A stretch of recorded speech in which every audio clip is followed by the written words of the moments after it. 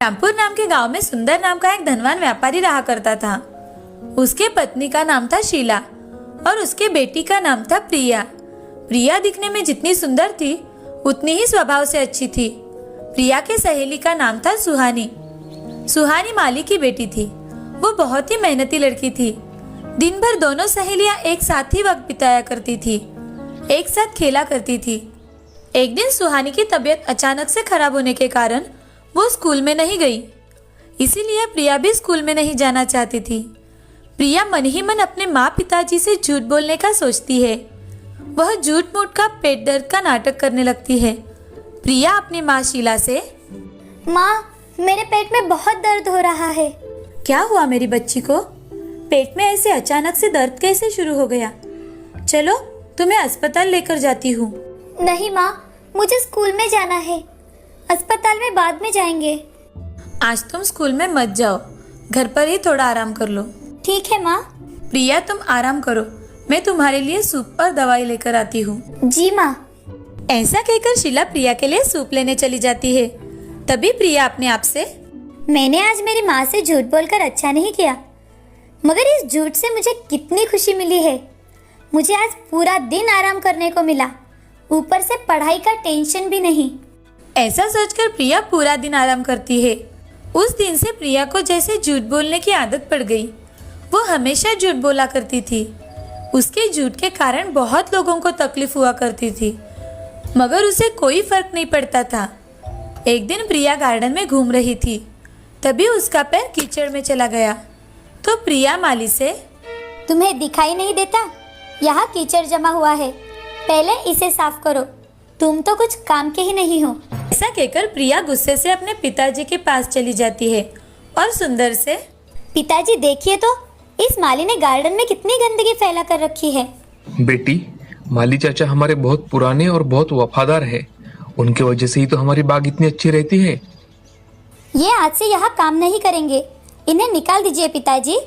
प्रिया की बातें सुनकर सुंदर बहुत दुखी होता है, क्योंकि माली उनके बहुत पुराने और वफादार नौकर थे। तभी सुंदर माली से, माली चाचा, आज से आप हमारे खेतों का काम देख लीजिए, बाग का काम कोई और देख लेगा। जैसा आप कहे मालिक।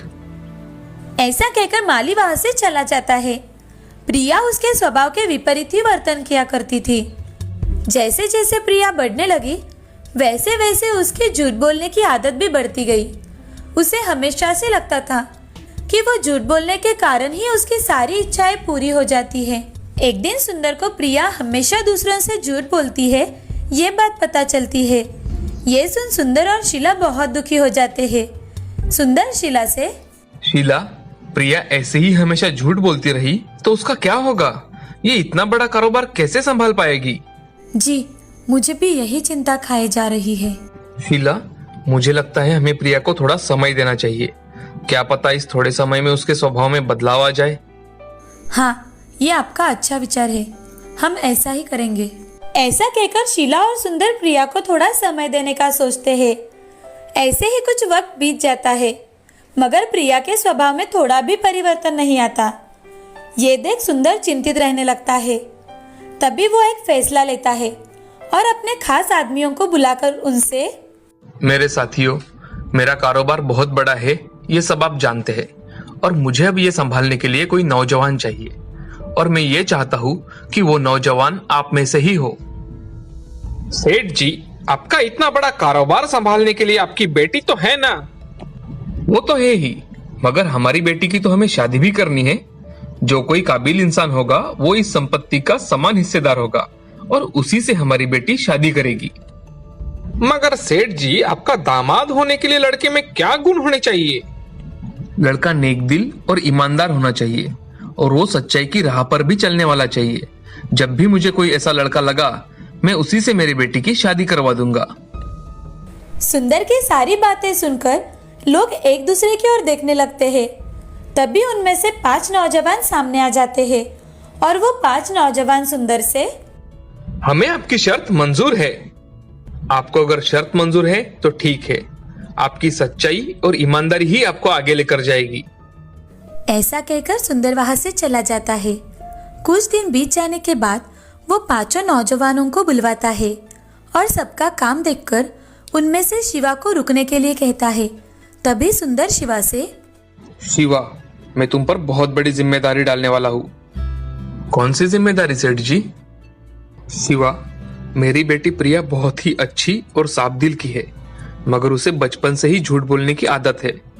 अगर तुम उसकी ये आदत छुड़ा सके तो मैं तुरंत तुम्हारी शादी प्रिया से कर दूंगा। सेठ जी, मैं प्रिया की झूठ बोलने की आदत कैसे छुड़ा पाऊंगा? मुझे तो कुछ समझ में नहीं आ रहा। शिवा, ये कार्य तुम एक चुनौती समझ कर ले लो। सेठ जी, मुझे सोचने के लिए एक दिन का वक्त दीजिए। ठीक है शिवा, मैं तुम्हें एक दिन का समय देता हूँ। धन्यवाद सेठ जी। शिवा पैसों से गरीब था, लेकिन बहुत ही ज्यादा होशियार था। उसकी होशियारी और सूझबूझ की वजह से ही उसे एक बड़ा स्थान मिला था। सेठ जी की सारी बातें सोचते सोचते शिवा घर की ओर जाता है। तभी उसे रास्ते में एक साधु बाबा पेड़ के नीचे बैठे दिखाई देते हैं। शिवा बाबा के पास जाकर, प्रणाम बाबा। कल्याण भववत्स, तुम चिंता में दिखाई दे रहे हो, कोई समस्या है?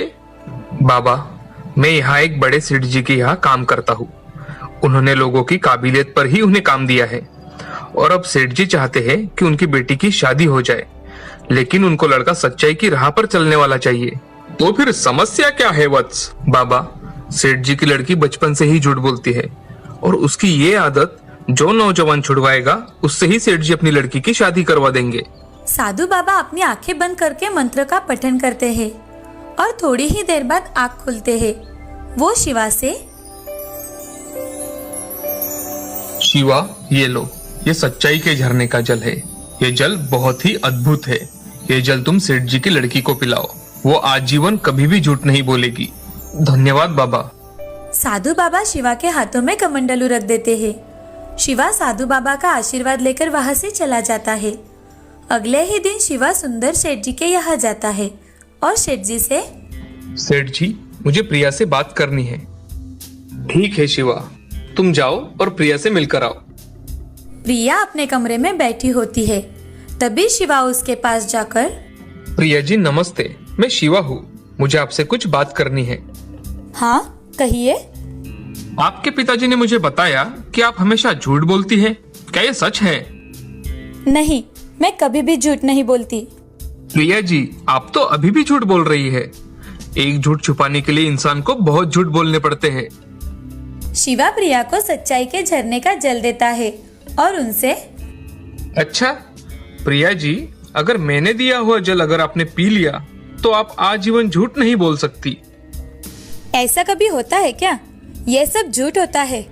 नहीं, ये बिल्कुल सच है, आप इसे पीकर देखिए।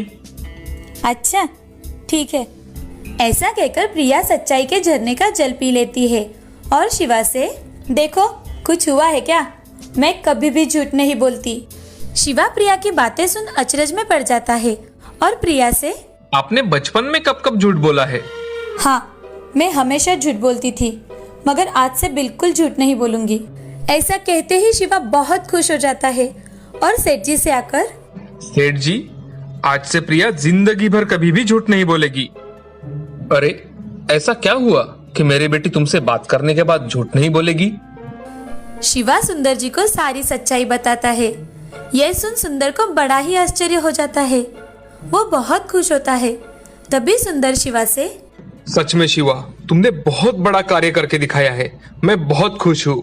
और सुंदर शिवा को गले लगा लेता है और उसका दिल से धन्यवाद भी देता है। कुछ ही दिनों बाद सुंदर अपने कहे अनुसार शिवा और प्रिया की शादी बड़े धूमधाम से कर देता है। सुंदर अपना सारा कारोबार शिवा को सौंप देता है और प्रिया भी उसकी उसमें मदद कर देती है। दोनों भी तरक्की करते हैं। जब से प्रिया ने सच्चाई का जल पिया, तब से वो कभी भी झूठ नहीं बोल पाई। इस कहानी से हमें ये सीख मिलती है कि जिंदगी में चाहे जितनी भी कठिनाई आए, हमें झूठ नहीं बोलना चाहिए। एक झूठ हमेशा 100 झूठ बोलने के लिए मजबूर कर देता है। हमेशा सच ही बोलना चाहिए।